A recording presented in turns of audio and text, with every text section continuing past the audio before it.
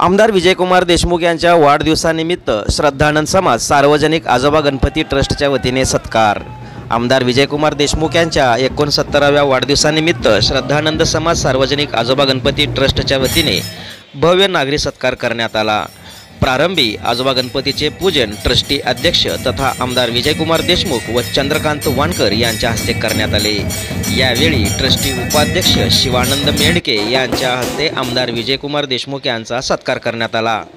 सदर प्रसंगी शहर उत्तर मतदारसंघातील आमदार विजयकुमार देशमुख प्रेमी व नागरिकांनीही आमदार विजयकुमार देशमुख यांना शुभेच्छा दिल्या।